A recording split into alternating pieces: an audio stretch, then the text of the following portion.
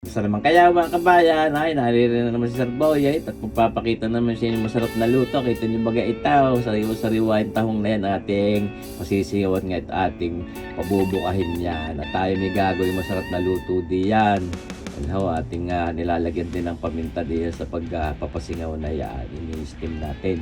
At ganyan ay bumukahin din natin para sa bawan o lagyan ng asin niya at may natural na alat yan. Basta yun yung ating pinasisingawang ayon sa inyo nakikita at pag bumuka ayos na yan at may gagawin pa tayo masarap na luto diyan. Atin titinulahin, ayan na kita nyo baga ayaw sa iti bagay talagang panalo ay napakasarap din naman niyan tahong tabi sa kawan. Aba ay paborito ko yan ay baga ayaw ngayon tayo magsasangkot siya na rin ng karikit diyan syempre para mas sarap at mas matanggal natin ang lansa niyang ating pagtitinulan niyang tahaw. Magsasangkot sa tayo ng karikit diyan sa ating non-stick wok pan na yan. Siyempre, una na diyan, hindi pwedeng mawala, di ang ating luya. Yan mga kabaya. Talagang yan hindi po pwedeng mawala. Sana sinusubaybay niyo itong ating video ito, kaya hindi na ho tayo naglalagay ng written recipe dahil pinaliliwanag ko naman habang nilulutaw. Ayan may isang kutsara at kalahati yung dami ng luyang iyon at itaw bawang mga 2 bugi, 2 piraso ng bawang iyon. Hindi man ho natin para pakaramihan at yan may karikit bilaan naman ng ating lulutuin. Yan subaybay nyo lang mga kabayan at talaga namang napakasarap nitaw lalo ngayong araw na itong aking niluluto ito. Maulan, napakaulan din sa amin sa Batangas City. Buong probinsya baga ng Batangas may bagyo yata. Kaya saktong-sakto itong ating nilulutong tinulang tahong. Ayan.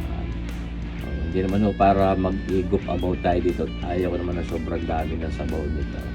Gusto ko i-concentrated yung flavor. Ilagay na rin natin yung ating sweet onion na yan. Yung sibuyas na puting yan. Yung wala nung sibuyas na pula kulay po siya. Yung kulay purple pa.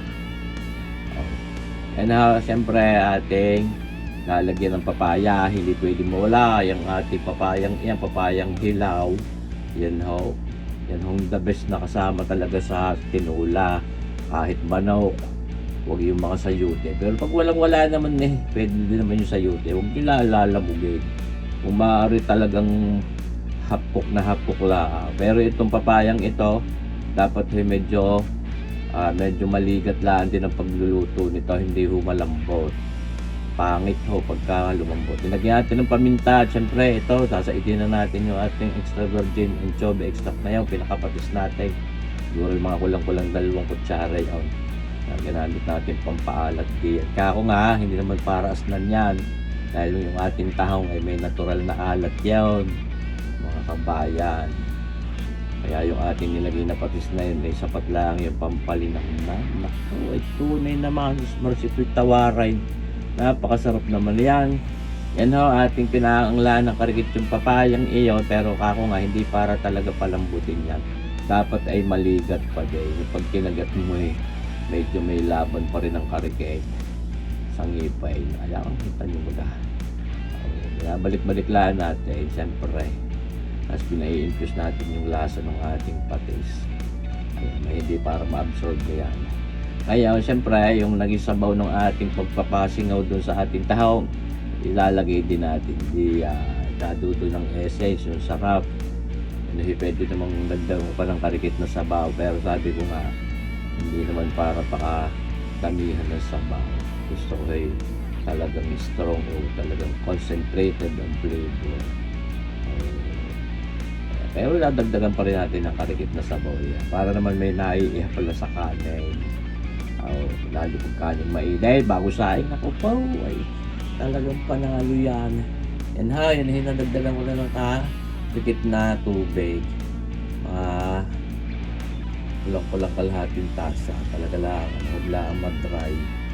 Yung ating tinulang taong tinimusan natin. At yun, sabi ko malapit na yun sa katotohanan. Pag ating sinahog na din yung tahong ay ayos na. Pero ito hindi pwede mawala yung siling haba. Ayan mga silip pang sinigang, pang dilugan. Yan naman pampabango din lang yan, pampanghang ng karike. Pero hindi natin para basagin. Kaya nilalagay na natin yung tahong na yan. Medyo sikip diya sa ating non-stick wok pa na yan pero kasya pa rin naman. Hindi naman para manabog diya. Ayun, basta nasa sa paghahalo natin. Maingat para hindi tumalaw na. Kasya pa din. Ibig sabihin talagang itong ating lulutong ito maganda kung isang haplasan sa hapag ng lantakan umusbin agad yan. Talagang mga kabayan, ako'y naglalaway kayo sana masubukan nyo rin magtinolang papagarnen yung tahong para level up ang sarap. Hindi yung basta pa bubukahin nyo lang at ayos na. Pag naisawsaw nyo sa sa sukang may silit, may hanghang na panalo din naman niya. Pero iba pa rin pagkagayan. At least meron mo kayong mapapaglibangan din na papaya. Ayun. Ay napakasarap. Sa totoo lang hindi ko mapagilan ang pangangasim ng aking pangay. At ito, hindi pwede mawala. Tinola na sa mga tinola, yung dahon ng sili. Yan, pampabango yan. Para talagang kompleto suricados ang ating tinulang yan. Napakasarap naman niyang tahong, di bagahaw. Paborito ko yan, lalo pag gabay Pag basta kahit anong oras, paborito ko yan tahong. Lalo ang medyo maliwag din lang kaya magpapabaga ay yung binangin niyan, yung inihaw niyang tahong pagbuka, nakakulo-kulo yung pinakakatas, ay bubudburan mo ng karikit na suka na may karikit na paminta at may bawang na sariwa. Ay naku po, pag isinubo mo, sus mercy po, tawarin. Panalong pang ulam panalo lalong pulutan. Ayan ho. Ito nga, siyempre gusto natin ipakita sa inyo kung paano ako maggawa ng tinulang tahong na yan.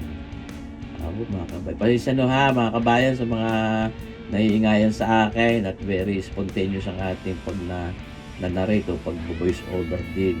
Garni na ho ang aking estilo sa pool na sa Paul nung mag-umpisa pag-vlog si Sir Boy. Garni na.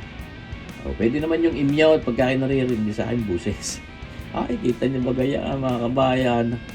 Sariwa, namumula-mula pa yung karamihan diyan. Yan yung pula, yung mapulang ma-orange na yan yung mga babae daw.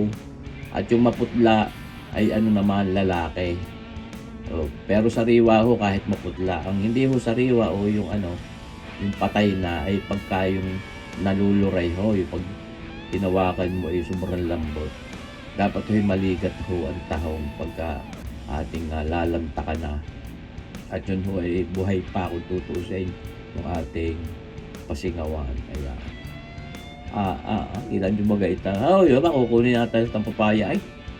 Sa totoo lang pag sa mga tinula, mga kabayan, paborito ko yung papaya. Isasawsaw mo sa patis ng may kalamunding at siling manghang. Siya, okay. Sa tuyo, kalamunding at siling manghang, pwede ha. O bagoong baga, anong sila Na-imagine nyo mga sinasabi ko, di bagaw mga kabayan. Ayos ang paglanta kong aray, maulan-ulan mga kabayan, tapos gamay pang ulam, panalo. Sana naibigan nyo itong mga kabayan, itong ating nilutong ito ngayon, tinulang tahong. Kita nyo, may inalis ako diyan mga kabayan, maitim ho sa Kuwait. Ayaw ko noon. Baga. Yan. Ayaw sa paglantak, sana abangan nyo pa rin mga kabayan ng mga susunod pa natin videos. Ako din sasawag pakita sa inyo ng mga cooking videos. Yan. Kita nyo baga. Salamat sa inyo panunood. Mabuhay po tayong lahat. God bless!